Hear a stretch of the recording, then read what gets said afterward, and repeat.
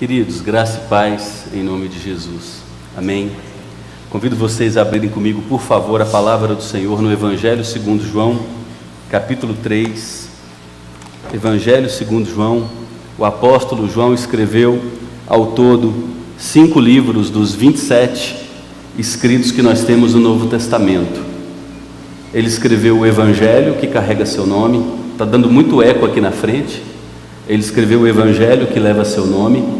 Escreveu 3 cartas que estão no finalzinho das Escrituras: primeira carta de João, segunda carta de João, terceira carta de João, e ele também escreveu o último livro do Novo Testamento, que nós conhecemos como Apocalipse.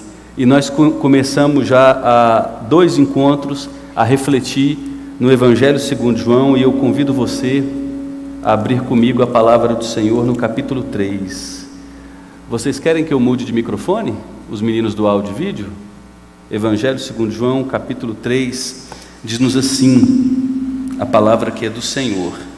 Havia entre os fariseus um homem chamado Nicodemos. Nicodemos era um dos principais dos judeus. Ele, de noite, foi até Jesus e lhe disse: Rabi, sabemos que o Senhor é mestre vindo da parte de Deus, porque ninguém pode fazer estes sinais que o Senhor faz, se Deus não estiver com ele. Jesus respondeu: em verdade lhe digo, que se alguém não nascer de novo, não pode ver o reino de Deus. Nicodemos perguntou: como pode um homem nascer sendo velho?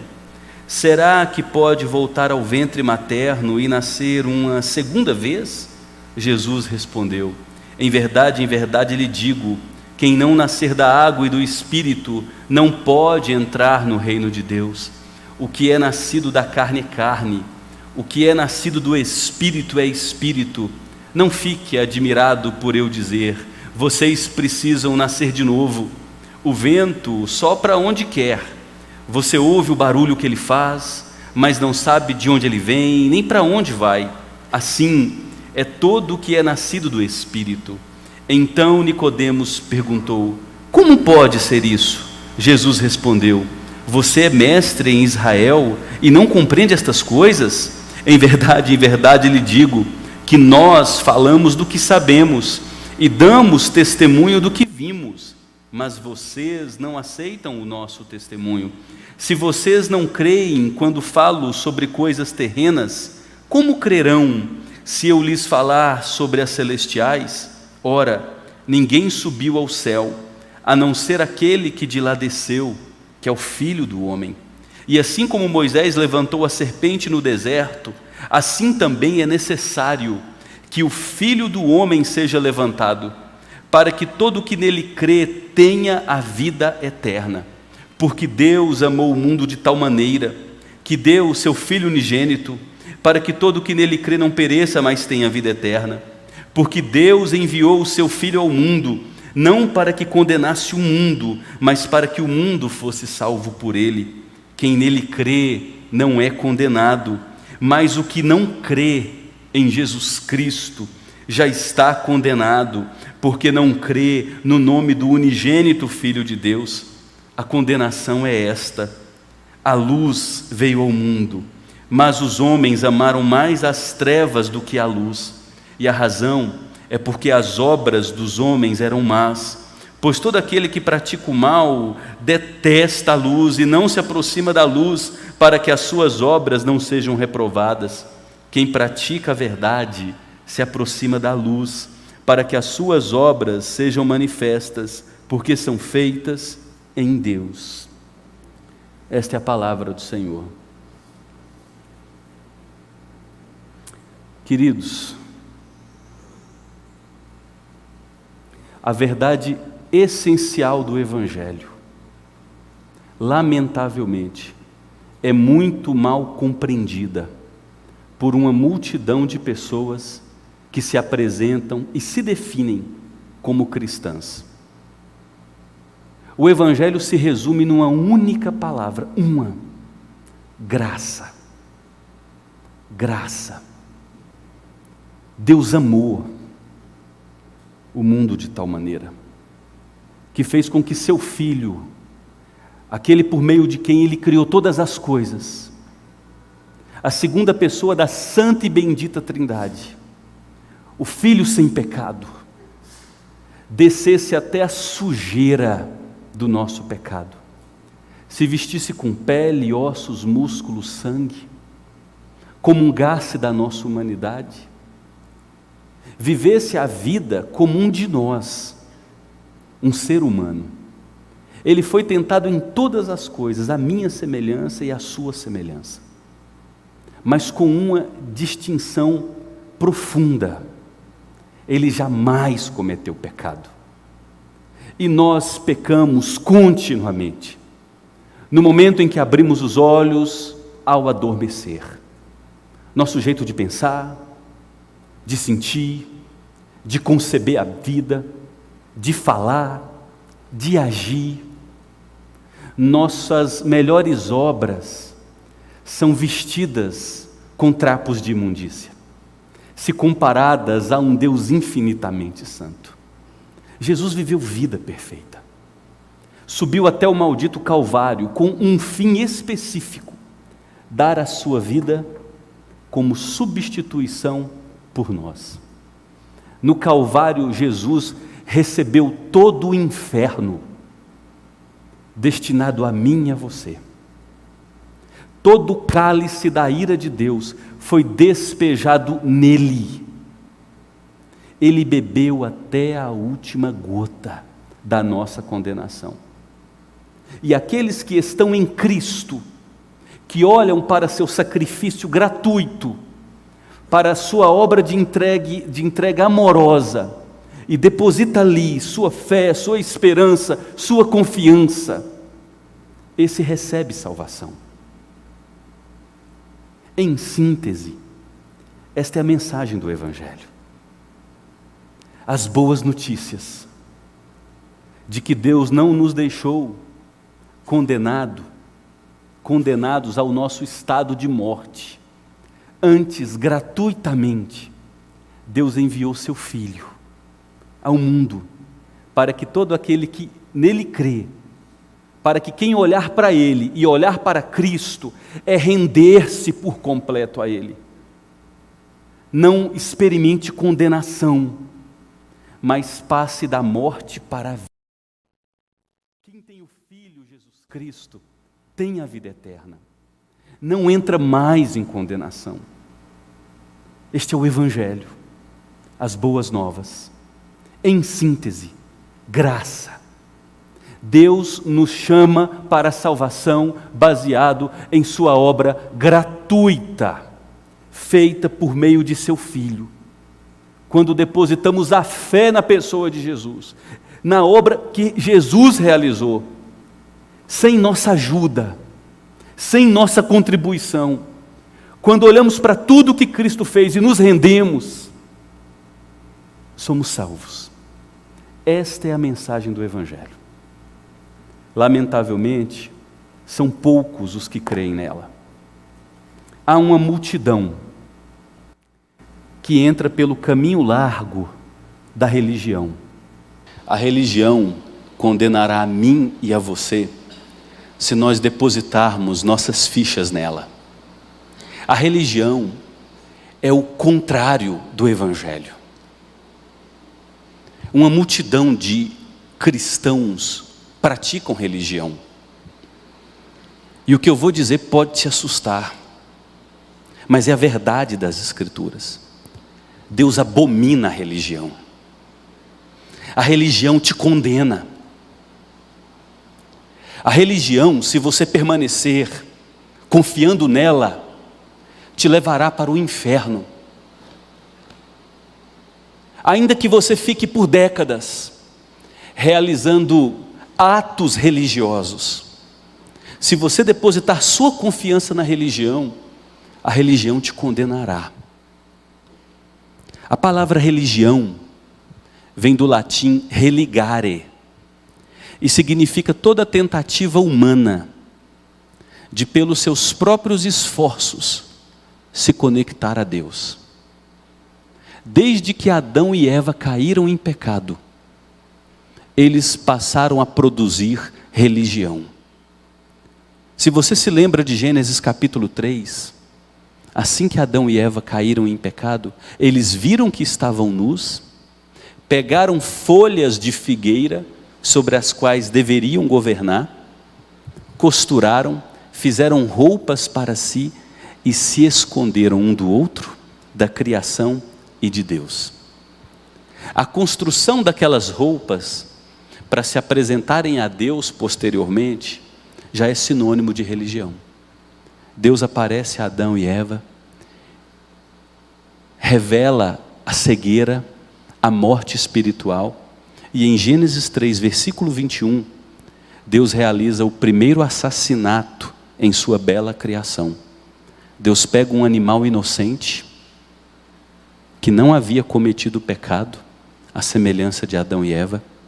Deus mata esse animal, derrama o sangue desse animal inocente, e com a pele desse animal inocente, Deus faz roupas para vestir Adão e Eva. Pegaram o ponto?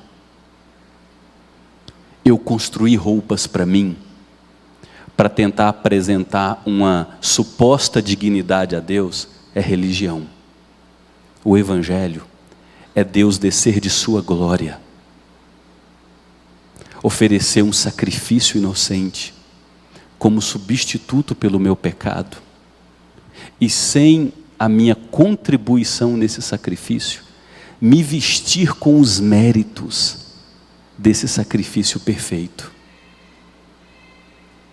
Em Gênesis capítulo 22, Deus aparece a Abraão, chamado agora de Abraão, e diz: pega teu filho, vai até o monte que eu vou te mostrar, e sacrifica teu filho, o filho a quem você ama. Abraão pega seu filho Isaque, o filho da promessa, faz caminhada de 3 dias até o monte Moriá. Coloca seu filho sobre o altar do holocausto. Isaque se deixa amarrar, porque era um jovem forte, era um adolescente migrando para a juventude. E quando Abraão, pela fé, levanta o cutelo para sacrificar seu filho, o próprio anjo do Senhor, que é Jesus Cristo, pré-encarnado no Antigo Testamento, aparece a Abraão e diz: pare, não sacrifica teu filho. Você agora amadureceu, Abraão. Você agora aprendeu que pode confiar em mim.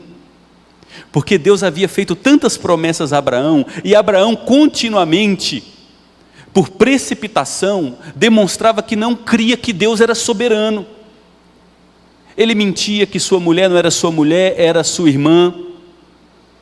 Expôs sua esposa a ir para o harém de Faraó e ali se tornar adúltera. Deus havia dito a Abraão que lhe sustentaria, que o protegeria, que cuidaria dele, e ainda assim Abraão, no momento seguinte, revelava medo, revelava incredulidade. E quando Abraão levanta o cutelo, o anjo do Senhor diz: agora você amadureceu. Abraão olha para o lado, e o anjo do Senhor providenciou um animal, preso pelos chifres num arbusto. Abraão pega aquele animal, tira Isaque, amarra o animal no altar do holocausto, sacrifica o animal, e Abraão dá àquele monte o nome, o monte da provisão. Deus proverá. Abraão dá o nome daquele monte usando o verbo no futuro: Deus proverá. Ora, meu irmão e minha irmã, caro convidado, Deus havia acabado de prover um animal para o sacrifício, mas Abraão deu o nome utilizando um verbo no futuro, porque Abraão sabia que aquele animal não poderia oferecer um sacrifício perfeito pelo perdão definitivo dos pecados de Abraão e dos pecados de Isaque. Então Abraão olhou para o sacrifício para o qual aquele animal no altar apontava, o sacrifício futuro do próprio Jesus Cristo. E ao subir a cruz, sofrer angústias infernais por 6 horas, a última palavra de Jesus no Calvário é: terminei, está consumado. Eu realizei fielmente a obra que meu Pai me deu. Eu derramei do meu sangue perfeito. Eu me entreguei completamente pelos pecados deles. A ira do meu Pai que seria derramada sobre o mundo foi derramada sobre mim, para que aqueles que estiverem em mim não tenham mais a ira do meu Pai sobre eles, a não ser os meus méritos. É por isso que aqueles que estão em Cristo não têm mais condenação, porque passaram da morte para a vida. Mas a massa de cristãos ama a palavra faça. Nós somos movidos por performance. Nosso combustível é a meritocracia.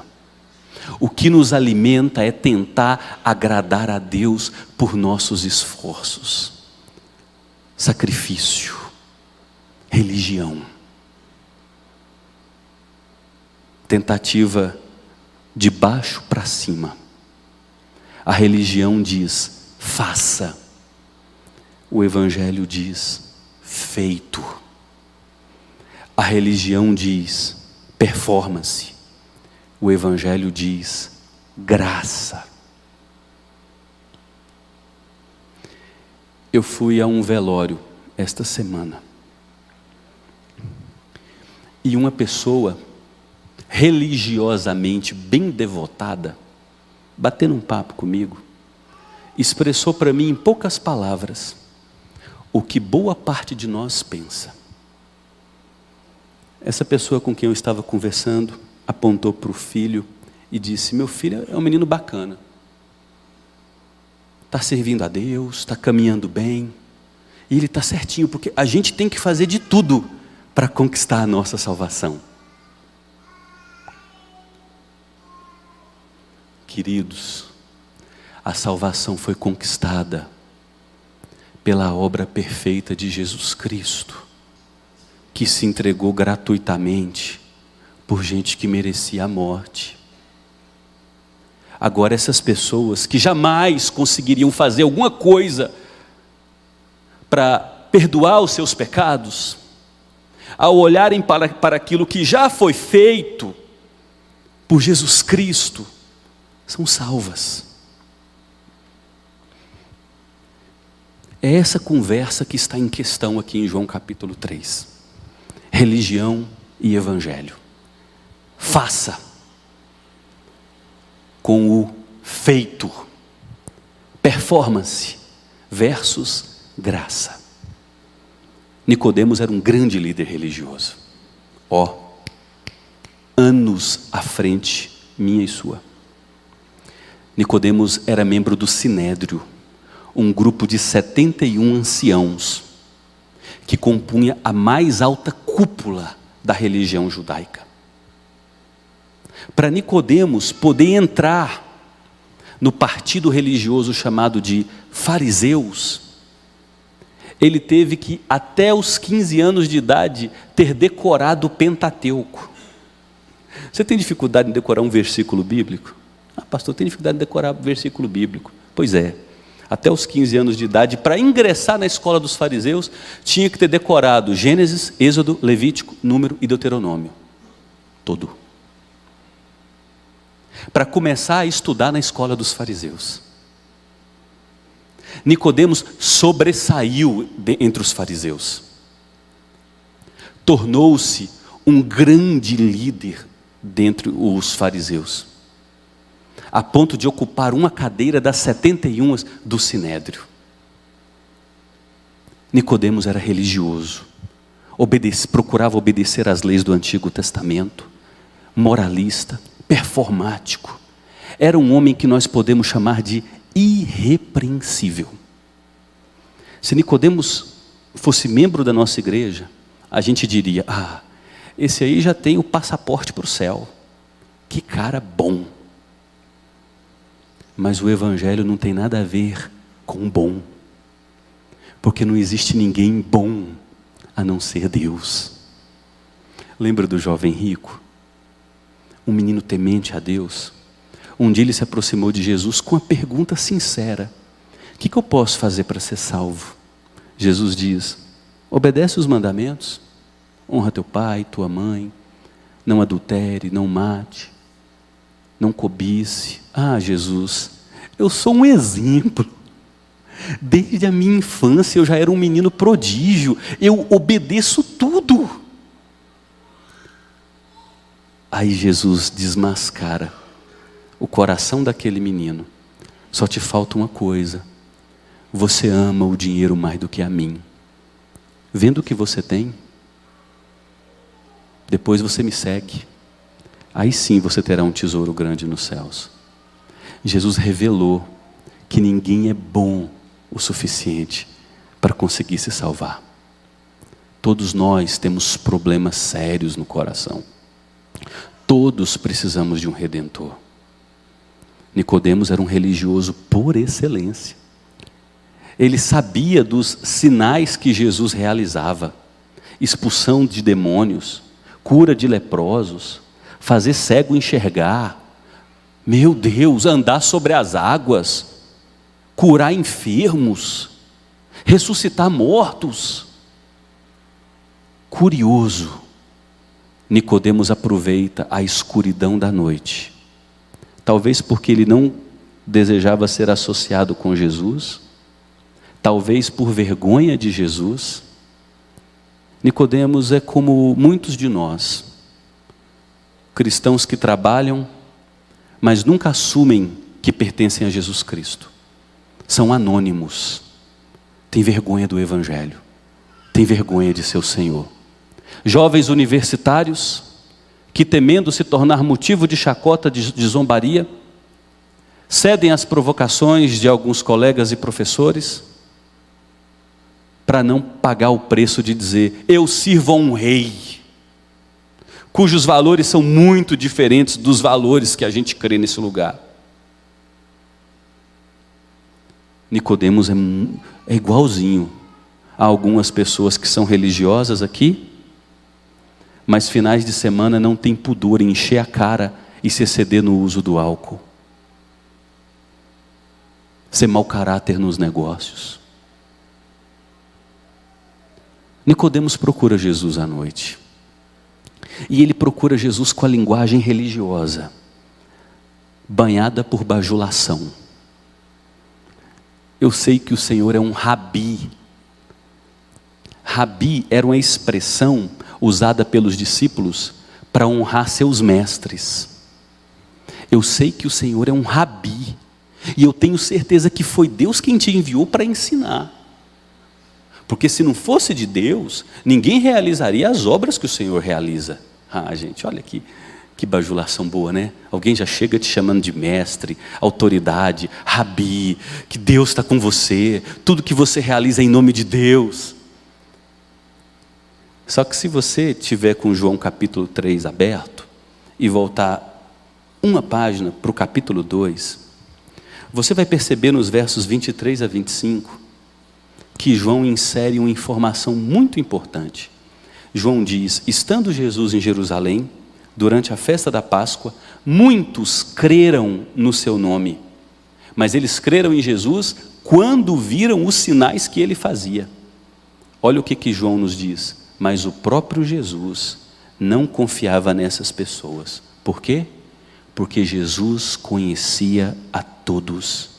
E Jesus não precisava que alguém lhe desse testemunho a respeito das pessoas, porque Jesus sabe o que é a natureza humana. As pessoas criam em Jesus por conta dos sinais que ele realizava, não por conta da obra que ele realizaria na cruz. Esse foi o interesse de Nicodemos. Rabi, mestre, Deus está contigo. Jesus corta Nicodemos. E parece que Jesus foi mal educado aqui, mas não foi. Jesus queria trazer Nicodemos para uma conversa realmente importante, que dizia respeito à espiritualidade e à eternidade de Nicodemos. E de cara, Jesus, no versículo 3, diz: em verdade te digo, se não nascer de novo, não pode ver o reino dos céus. Um soco em Nicodemos. E quando Jesus utiliza a expressão, em verdade te digo, ele usa essa expressão 3 vezes nesse capítulo, em verdade, em verdade, em verdade, em verdade, em verdade, em verdade. É uma expressão judaica, amém, amém. Quando alguém está orando e a gente fala amém, a gente está confirmando aquela oração. Esta é a palavra que Jesus utiliza aqui, amém, amém, amém, amém. Isso é verdade absoluta, isso é verdade inquestionável, isso é revelação de Deus. É isso que Jesus está dizendo. Em verdade eu te digo, se não nascer de novo, não pode ver o reino de Deus. Jesus chamou Nicodemos para uma conversa sobre espiritualidade, sobre evangelho, sobre salvação. Eu sei que você é religioso, mas você é salvo. Eu sei que você se vestiu bem para estar nesse culto nessa noite, mas você está vestido pelos méritos de Jesus Cristo para se tornar um cidadão da eternidade. Percebe a diferença? Eu sei que você frequenta a igreja presbiteriana do setor sul e ocasionalmente visita outras igrejas, mas você pertence à igreja dos salvos, que habitará por toda a eternidade na presença de Deus. Você foi salvo pela graça imerecida em Jesus Cristo. Sua religião, sua performance, sua moralidade, suas boas obras são inúteis se o sangue de Jesus não tiver te lavado de todo o pecado, e se você não estiver vestido com os méritos dele. E Nicodemos entra numa crise, gente. Ele revela no versículo 4, como é que um homem pode nascer sendo velho? Será que ele pode voltar ao ventre materno e nascer de segunda vez? Nicodemos não está falando isso aqui literalmente. O que ele está dizendo é: Jesus, o que o Senhor está cobrando de mim é muito caro. Eu não posso recomeçar. Eu caminhei uma longa jornada na religião. Eu assimilei muitos valores do moralismo religioso. Eu não consigo recomeçar. O preço que o Senhor cobra é alto demais. E aí Jesus novamente responde a Nicodemos: em verdade lhe digo, se não nascer da água e do Espírito. Jesus agrega aqui 2 expressões. Você precisa primeiro ser purificado por Deus, lavado dos seus pecados. E você só pode ser purificado e lavado dos seus pecados se o Espírito Santo habitar em você. Não há nada que você consiga fazer que vai te tornar aceitável aos olhos de Deus. Não há religião que você consiga praticar, moralismo que você consiga entregar, que vai te tornar aceitável aos olhos de um Deus infinitamente santo, santo, santo. Você precisa ser habitado pelo Espírito Santo, ser lavado em sua consciência, ter os olhos do seu coração iluminados para enxergar a pessoa de Jesus Cristo. Você precisa nascer de novo. E aí no versículo 7 Jesus diz, final do versículo 6 Jesus diz: todo aquele que é nascido da carne é carne. A religião só constrói homens que melhoraram na moralidade, mas não tiveram seu interior tratado. Só é salvo aquele que é nascido do Espírito Santo. E aí Jesus diz no verso 7, não fique admirado por eu dizer, vocês precisam nascer de novo. Jesus usa essa expressão, não fica admirado, porque queridos, quando a gente honestamente olha para as nossas vidas, elas já apontam para o fato de que é impossível nós agradarmos a um Deus infinitamente santo. O nosso coração é uma fábrica de idolatria. Nossas emoções são conflituosas. A gente amanhece bem, Na hora do almoço a gente já está mal, no meio da tarde a gente já maltratou alguém, no início da noite a gente já criou uma confusão. Nós somos instáveis, inconstantes. E Jesus está dizendo, você não pode ficar admirado de eu te falar isso, Nicodemos, porque você já deveria saber o óbvio. E aí Jesus acrescenta mais um elemento. A salvação é obra inteiramente da graça espetacular de Deus. E é uma graça surpreendente. Ele diz no versículo 8, o vento sopra aonde quer. Você escuta o som do vento. Você não sabe de onde ele vem. Você não sabe o rumo que o vento vai tomar a seguir. E aí Jesus diz, assim é todo aquele que é nascido do Espírito. Nós estamos nesse culto.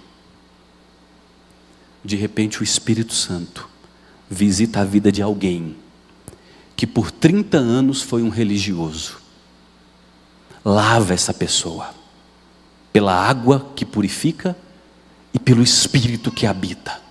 E de repente essa pessoa diz, eu vejo. Agora eu vejo.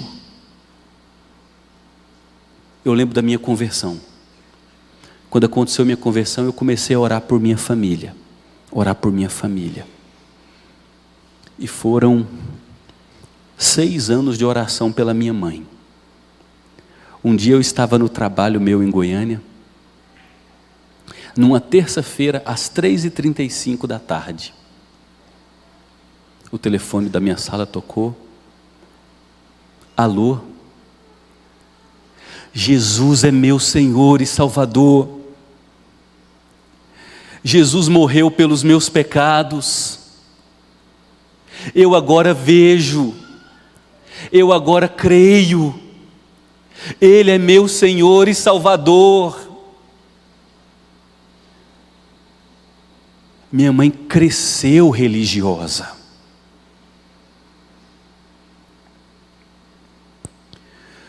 Mas de repente o Espírito Santo, que é como um vento, age soberanamente, visitou-a, arrancou as escamas dos olhos, rasgou o peito, tirou o coração de pedra, pôs um coração novo e a fez enxergar a sublimidade da pessoa de Jesus e sua obra de amor por ela, e ela se rendeu e foi salva para todo sempre. Sabe, uma marca distintiva do salvo para o religioso: prazer. Como é que eu posso discernir se eu sou salvo ou se eu sou religioso? Pegue o termômetro do prazer. O salvo tem o seu prazer na palavra do Senhor. O salvo tem o seu prazer em agradar o Deus que gratuitamente o salvou. O salvo tem prazer em lutar para viver o padrão de Deus para a sua vida. O salvo tem prazer em viver com o povo de Deus, louvando a Deus, adorando a Deus, orando ao seu Deus, pregando, ouvindo a palavra. O salvo possui prazer em desenvolver relacionamentos com o povo de Deus, porque o salvo compreende que foi conectado a uma árvore que tem como tronco principal Jesus Cristo, e ele pertence a esses galhos ligados a outros galhos que precisam dar frutos. Pastor, não tenho prazer. Talvez você seja religioso. O que difere o salvo do religioso é prazer. Nicodemos não tinha prazer. Nicodemos tinha performance, sacrifício pessoal, fardo. O fardo das leis humanas, dos usos e costumes criados pelos seres humanos, na tentativa de convencê-los de que eles estavam em paz com Deus. E aí Nicodemos fica em crise. No versículo 9 ele pergunta: Jesus, como é que isso pode ser? Que história é essa? O Senhor está trazendo algo para mim que muda tudo. Eu não compreendo essas categorias de graça. Aí Jesus diz: Nicodemos, você é mestre, e você não compreende estas coisas. E note que no versículo 11, Jesus repete a expressão, Amém, Amém. Amém, amém. Em verdade eu te digo. E veja que Jesus aqui, ele vai usar os pronomes e os verbos no plural. Nós falamos do que sabemos e damos testemunho do que vimos, mas vocês não aceitam o nosso testemunho. Jesus diz: a minha obra consiste em realizar a vontade do meu Pai. O que eu estou dizendo a você, Nicodemos, faz parte de um decreto estabelecido pela Trindade antes da fundação do mundo. Eu sempre vivi com meu Pai e com o Espírito Santo, Deus Pai, Deus Filho e Deus Espírito Santo, e nós conversamos sobre isso. Na eternidade nós decretamos que o homem seria salvo pela fé, independente das obras, que aquele que olhasse para o Filho teria vida. E desde a eternidade nós criamos as leis que estão registradas no Antigo Testamento, para que ao conhecermos as leis, nós conhecêssemos o nosso pecado. Vamos lá. Os 10 mandamentos. Não terás outros deuses além de mim. Você sofre com ansiedade? Idolatria. Colocou um outro Deus no lugar de Deus. Você se preocupa com o teu futuro mais do que você confia na soberania de Deus que vai guardar a tua vida até o fim. Começou perdendo já.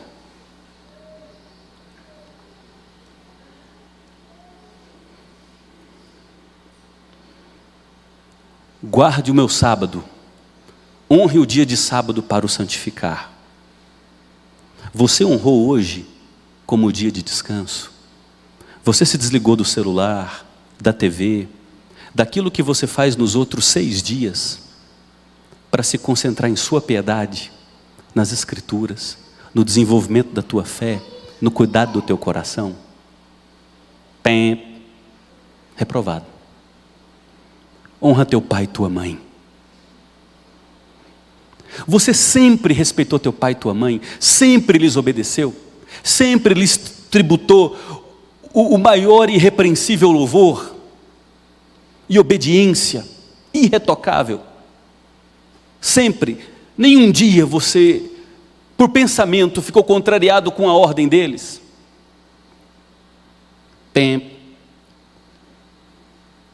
Não mate. Você já se irou com alguém? Você se amargurou com alguém?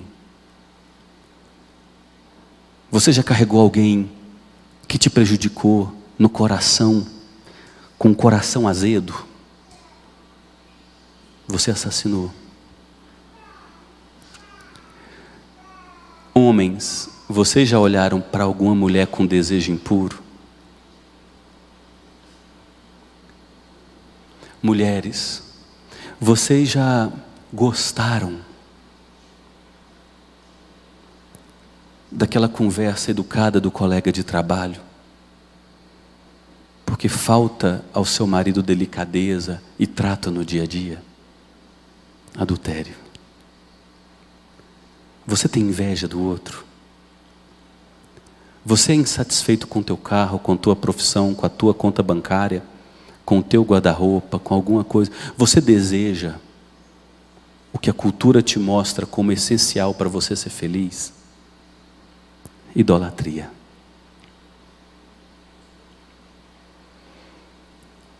Quando Deus revelou a lei, o propósito dele era que nós víssemos a lei e chegássemos à conclusão: estou condenado. Ai de mim! Ai de mim, eu preciso de um Salvador. Mas o que a religião faz? A religião olha para a lei e diz: vou obedecê-la. Eu consigo. É o que Nicodemos fazia. Ou pelo menos tentava fazer. E aí Jesus diz: se vocês não creem quando falo sobre coisas terrenas, como crerão se eu lhes falar sobre as celestiais? Nicodemos, o que eu estou te ensinando é o básico. A própria lei do coração da gente revela isso, que nós somos caídos e não conseguimos obedecer a Deus. Isso é básico. Se eu falar de coisas mais profundas, como é que você vai compreender? E aí Jesus diz no verso 13: ninguém subiu ao céu, a não ser aquele que de lá desceu, que é o Filho do Homem. Para Nicodemos e para uma multidão de cristãos, nós conseguimos subir ao céu por meio da nossa religião, do nosso moralismo, da nossa performance. Eu fiquei cerca de 7 anos discipulando um senhor que, assim que eu saí de Séries, ele tinha 88 anos. Uma pessoa muito importante na cidade. Um religioso maravilhoso. E ele dizia para mim: pastor, eu tenho certeza que o inferno não vai me querer. Eu sou bom demais, pastor. Pastor, eu sou honesto, sou trabalhador, pago meus impostos, sempre honrei minha mulher, criei meus filhos com integridade. Queridos, essa não é a cabeça de muitos de nós? Aí Jesus diz: ninguém consegue subir aos céus. Só vai subir aos céus aquele que desceu de lá, que é o próprio Jesus Cristo. Ele morre, depois de viver vida perfeita. Ao 3º dia ele ressuscita. Ele fica 40 dias ensinando sobre o reino de Deus aos seus discípulos.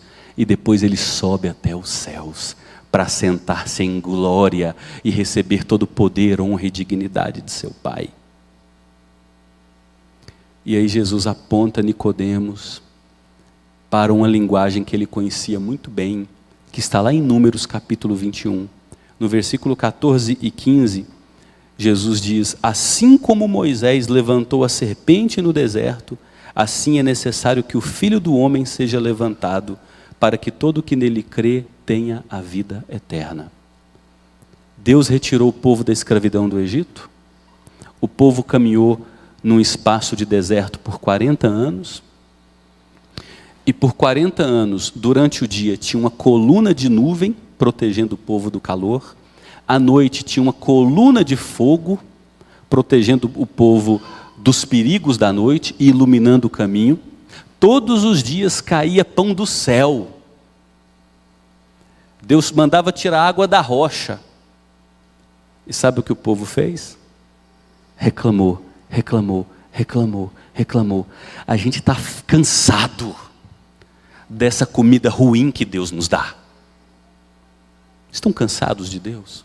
Tudo bem. Então fiquem sem Deus. E aí Deus manda serpentes para começar a picar o seu povo, os murmuradores, os reclamões. E o povo começa a morrer. Números 21. O povo procura Moisés e diz: nós pecamos contra Deus, nós nos arrependemos, Deus é bom, a comida de Deus é boa. E aí Deus dá uma ordem para Moisés: construa uma serpente de bronze, coloque ela num poste, levante essa serpente. Quem olhar para a serpente será curado. Todos que eram picados, ao olharem para a serpente, eram imediatamente curados. As pessoas não conseguiam se curar. Elas precisaram que Deus providenciasse um meio para curá-las. Assim como nós precisamos que Deus providencie um meio para sermos perdoados e reconciliados com Ele. É por isso que Jesus diz: assim como Moisés levantou a serpente, eu serei levantado, e quem olhar para mim terá a vida eterna. E por que é necessário que Deus me levante como Moisés levantou a serpente, Jesus explica no verso 16, porque Deus possui um amor constrangedor, inexplicável por minha vida e por sua vida. Jesus precisa ser levantado porque Deus ama a mim e ama você de tal maneira que entregou o seu Filho, o Filho incriado, o Filho por meio de quem fez todas as coisas, para entregar a sua vida em resgate por muitos.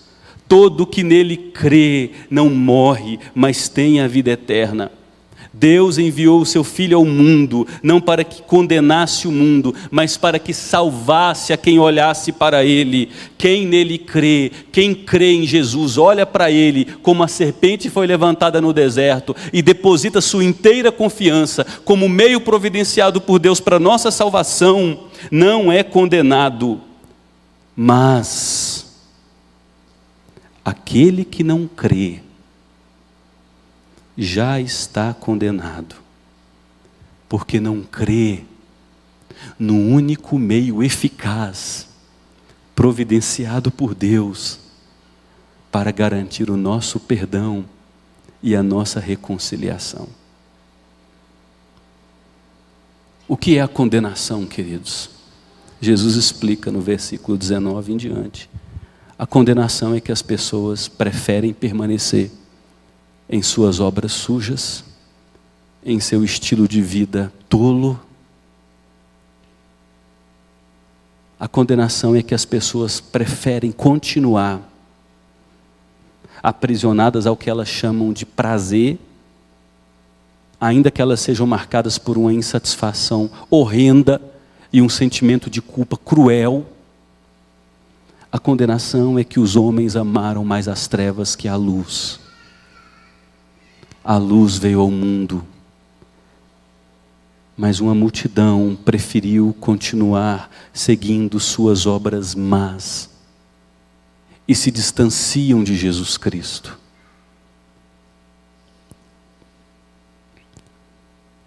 Vá ao cinema amanhã. Chegue em casa, ligue tua Netflix, Amazon Prime, HBO, seja lá o que for. Assista uma série. Coloque um filme. Leia um jornal amanhã pela manhã. Assista ao noticiário depois do almoço. Ligue ao rádio. Ligue o rádio ao ir para o trabalho. Você perceberá que tudo que a nossa cultura produz não menciona Jesus Cristo e sua luz. Porque os homens preferem as trevas que a luz, por isso eles se afastam da luz, para que suas obras não sejam reveladas pela luz.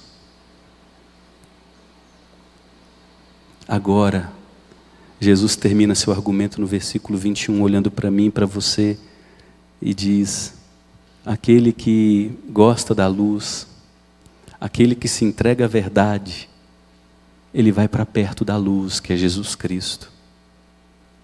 Suas obras são manifestas. Ele depositou sua esperança em Cristo. E agora Deus o reconciliou consigo. Como aplicar essa mensagem? Em primeiro lugar, meu querido irmão, minha querida irmã, abdique. Abdique. Abra mão. Abra mão. Abra mão do trono. Abra mão de sua confiança. Abra mão de tudo aquilo que você até hoje acreditou como algo que pudesse te trazer felicidade e sentido último para a vida. E olhe para Jesus Cristo. Porque você foi picado pela serpente. Tem veneno de víbora correndo na tua veia. Resta expectativa de condenação sobre você e sobre mim. Mas Deus levantou seu Filho no Calvário. Olhe para Ele. Deposite sua fé nele. Sua esperança na obra completa que Ele realizou. Clame para que Deus te faça crer nele. Não levante da oração enquanto Deus não te dá fé. Deus me leve a crer, Deus mude meu coração, Deus transforme meu interior, Deus transforme minha vontade. Deus, eu preciso de fé, porque eu não tenho fé nem para acreditar em Ti. Deus, me dê fé. Não saia dessa oração enquanto você não for respondido. Em Gênesis capítulo 32, Jacó estava lutando com Deus, e o anjo chegou a dizer: me larga, e Jacó disse: eu não vou te largar enquanto o Senhor não me abençoar. Vá para o teu quarto secreto e clame: Deus, me transforme, Deus, me faça te enxergar. Deus, se eu tenho vivido religião até aqui, Deus, se eu estou cego, Deus, se eu sou um idólatra, Deus, se eu estou perdido, Deus, se eu estou condenado, Deus, eu preciso que o Senhor me encontre, eu preciso que o Senhor me faça enxergar a verdade. Deus, eu não tenho prazer em Ti, eu não tenho prazer em Tua palavra, eu não tenho prazer em Teu povo. Deus, isso aqui para mim é um ritual religioso e eu estou louco para acabar. Deus, me muda, Deus, transforme, me transforme por dentro. Clame, comece uma luta, e não saia dessa luta enquanto você não for transformado, porque de religioso o inferno está cheio.